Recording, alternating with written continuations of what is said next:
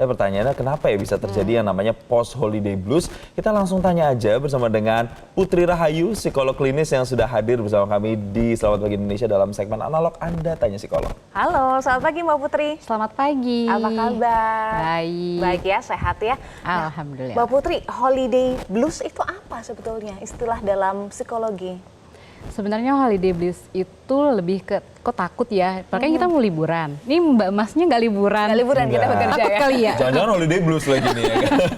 Enggak, memang kan ada tanggung jawab pekerjaan. Betul. Iya. Tapi kalau misalnya memang ada merasakan, oh aku kerja nih, dapat jadwal, tapi nggak powerful atau nggak maksimal, mungkin ada gejala-gejala. Itu salah satu gejalanya. Nggak maksimal tuh kayak gimana sih Mbak? Misalnya, let's say saya sama Eva, misalnya kita habis liburan masing-masing dari luar kota begitu ya. Eva pulang kampung kemana, saya pulang kampung kemana. Terus abis itu yang dikatakan sebagai post holiday syndrome itu yang post holiday blues itu yang seperti apa Mbak? Nah, nggak happy, nggak apa atau gimana gejalanya tuh kelihatannya kayak gimana? Nggak produktif, nggak semangat, atau Betul. gimana? Pastinya performanya lebih ke kelihatannya sedih. Oh gitu ya? Iya. Jadi kayak gak semangat. Harusnya kan kalau kita abis liburan kita kan nge-recharge ya. Iya. Butuh semangat baru lagi nih.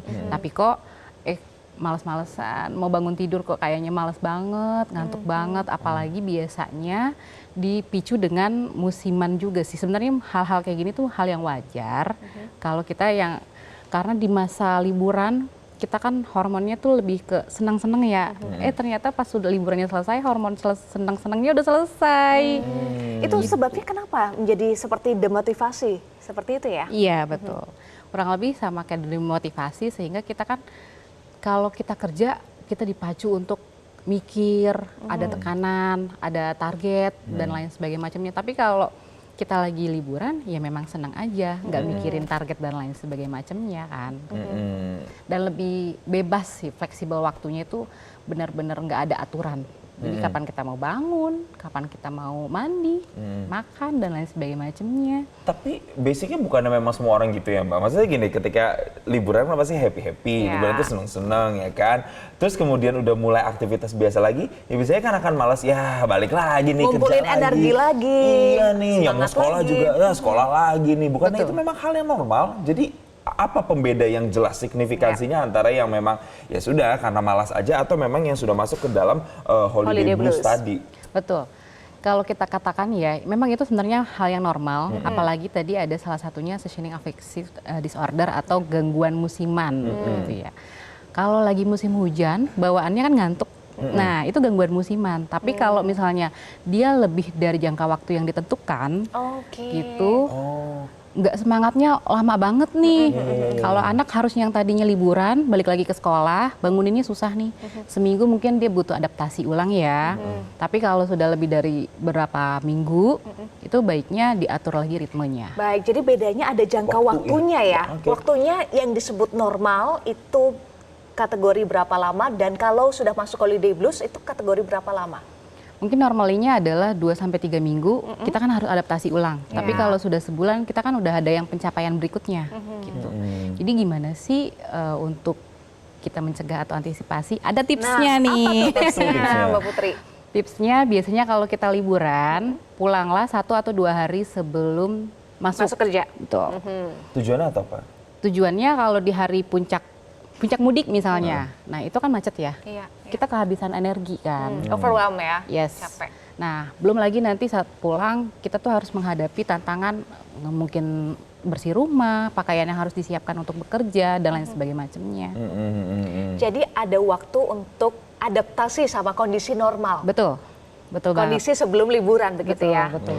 Jadi kalau kita pulangnya 1-2 hari, ya mungkin kita bisa istirahat dulu, bisa mengatur, nih hari ini kita akan pakai pakaian ini, mungkin kita akan lebih rileks, jadi waktu tidurnya juga akan lebih diulang. Akan lebih nge-recharge lagi gitu ya. Betul. Tapi seandainya udah dilakuin ya, udah deh karena mau masuk sekolahnya atau masuk kerjanya lusa, saya pulang sekarang. Ya tapi tetap aja gak recharge juga. Pada saat kerja juga masih tetap malas juga.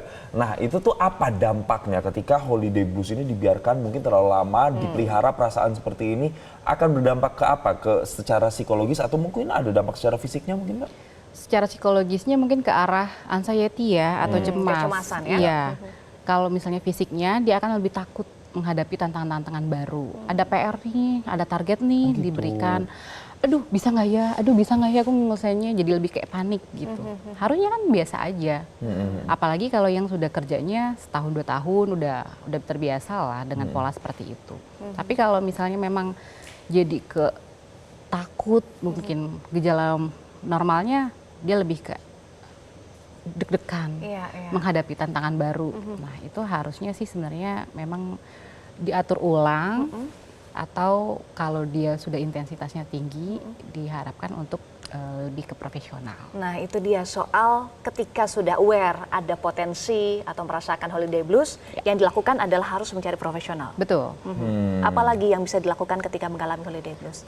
Kalau misalnya memang belum setinggi itu intensitasnya, pertama mungkin mengatur lagi waktu tidurnya. Tadi waktu libur nih, bebas mau bangun jam berapa aja, atau tidurnya jam berapa aja, Netflix sampai pagi. Tapi kalau sudah ada rutinitas pagi, jam sekian harus bangun, ya berarti kita kan harus ada standarnya, tidurnya 8 jam. Manajemen waktunya harus Ya, lebih baik manajemen ya. waktunya harus diperbaiki lagi. Makan-makan yang bergizi, kalau bisa tuh olahraga ringan. Baik, manajemen waktu, manajemen tidur itu juga menjadi salah satu ini ya tips untuk kemudian bisa terhindar dari holiday blues. Apalagi teman saya Eva ini mau cuti bentar lagi. Oh iya, Mau cuti, jangan sampai holiday blues ya. Harusnya jangan sampai. selesai cuti tetap produktif untuk Yes. Selamat Pagi Indonesia dan Metro TV ya. Betul. Baik, terima kasih ya Mbak Putri sudah bergabung berbagi bersama kami di Selamat Pagi Indonesia. Iya, semoga ini bisa jadi pencerahan supaya kita terhindar dari yang namanya holiday blues. Tapi pemirsa jangan kemana-mana karena Selamat Pagi Indonesia tidak akan membuat Anda holiday blues dengan informasi-informasi yang akan kami hadirkan usai jeda berikut ini. Tetaplah bersama kami. Jelajahi cara baru mendapatkan informasi. Download Metro TV Extend sekarang.